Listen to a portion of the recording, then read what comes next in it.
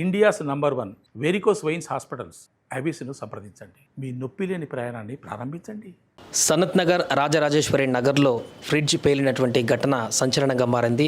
SR Nagar PS పరిధిలో ఉన్నటువంటి ఈ ఏరియాలో ఒక ఇంట్లో ఉదయం 7 గంటల ప్రాంతంలో అన్ఎక్స్పెక్టెడ్గా ఊహించినటువంటి విధంగా రిఫ్రిజిరేటర్ ఏదైతే ఇంట్లో ఉంటుందో ఈ భారీ ఫ్రిడ్జ్ పేలుడు ఒక్కసారిగా సంభవించింది. దీంతో ఈ ఇల్లంతా కూడా పూర్తిగా దగ్ధమైనటువంటి పరిస్థితి మనం చూస్తున్నాం. ఇంట్లో ఉన్నటువంటి వస్తువులన్నీ కూడా ఆల్మోస్ట్ కాలిపోయినటువంటి పరిస్థితి. చూడండి, ఇది ఓల్డ్ టైప్ ఫ్రిడ్జ్ లాగా కనిపిస్తుంది.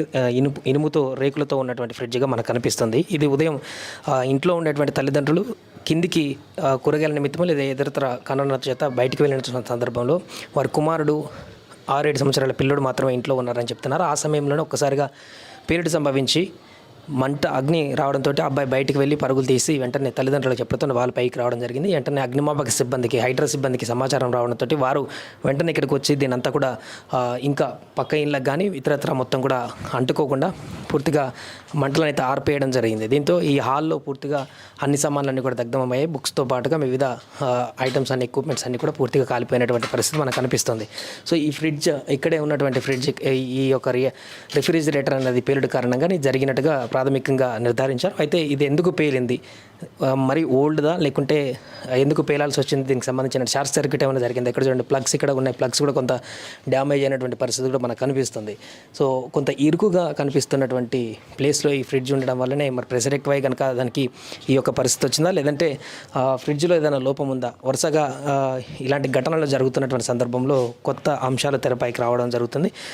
తాజాగా ఈ రిఫ్రిజిరేటర్ పేలుడు ఘటన అనేది ఇప్పుడు ఒక్కసారిగా సంచలనంగా మారినటువంటి సందర్భాన్ని మనం చూస్తున్నాం. ఇది ఎందుకంటే వంట రూములలో ఉండేటువంటి మహిళలకు అత్యంత భద్రతకు సంబంధించినటువంటి విషయం. మొన్న ఒక గ్యాస్ సిలిండర్కి సంబంధించినటువంటి ఒక వార్తను మనం చూడడం జరిగింది. అది పేలిపోయినటువంటి స్థితికి వచ్చినటువంటి సందర్భంలో కొంత లాస్ట్లో ప్రాణాపాయం నుంచి బయటపడ్డారు.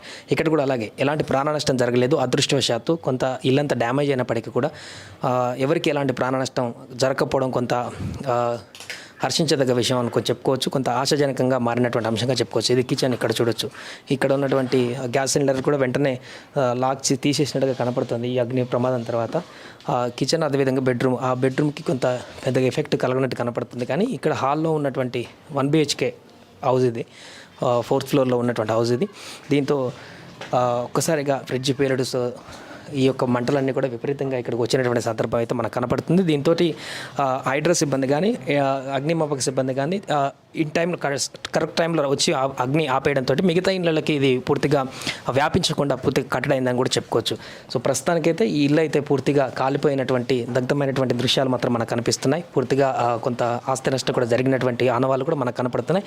దీనికి సంబంధించి వారు ఎలాంటి మాట్లాడడానికైతే ఇంట్రెస్ట్ చూపించట్లేదు ఈ ఇంట్లో ఉన్నటువంటి వ్యక్తులు. కాబట్టి ఇంటి పరిస్థితిని చూసి మనం చెప్తున్నటువంటి సందర్భం మనకు కనపడుతుంది. ఏదేమైనా కూడా త్రుటిలో పెద్ద ప్రమాదం అయితే తప్పిందని చెప్పుకోవచ్చు. ప్రాణాపాయం నుంచి అందరూ బయటపడ్డారు. ఒక చిన్న పిల్లడు కూడా తొందరగా బయటకు వెళ్ళి ప్రాణాలు రక్షించుకున్నటువంటి సందర్భంలో చిన్న ప్రమాదంగానే ఇది మిగిలిపోయింది. కొంత ఇంట్లో ఉన్నటువంటి సామాగ్రి కాలిపోవడం తప్ప ఎవరికి ఏం కాకపోవడం మాత్రం కొంత ఊపిరి పీల్చుకున్నటువంటి అంశంగా అయితే మారిందని చెప్పవచ్చు. సుమన్ టీవీలో మీ పర్సనల్ అండ్ బిజినెస్ ప్రమోషన్స్ కోసం కింది నెంబర్కి కాంటాక్ట్ చేయండి.